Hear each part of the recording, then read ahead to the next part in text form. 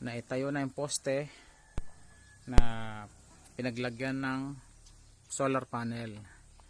Isang malaki na yan na 120 watts at isang 10 watts.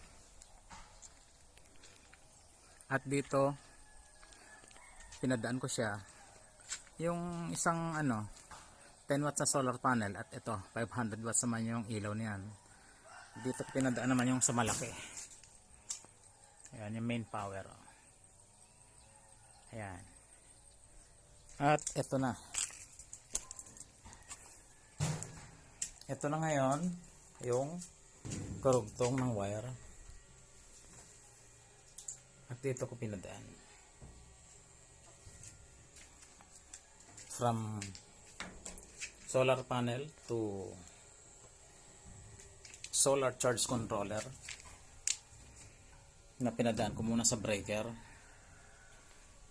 Ayan. At pagkadaan sa solar charge controller, dito naman niya kinakarga sa battery. At itong battery naman ay sinusupply sa, dadaan muna sa panibagong breaker papunta sa inverter.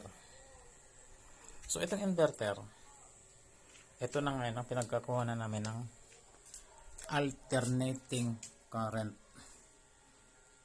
Ayan.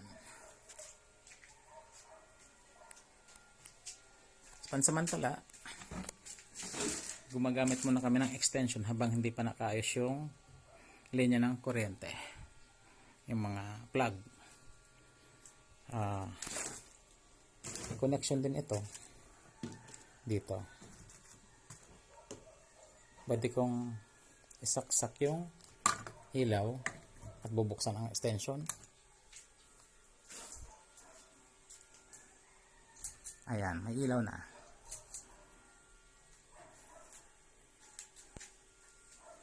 Sa mga gustong magpa-install ng solar, sabihin nyo lang po sa akin, at kahit sa lugar kayo na naroroon ay pwede ko kayong puntahan o pwede nyo tawagan para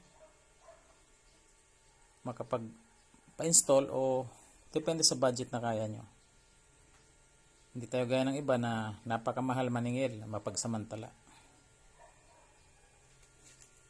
Yun lang po. Susunod na kabanata na lang. Susunod na post ko na lang ulit.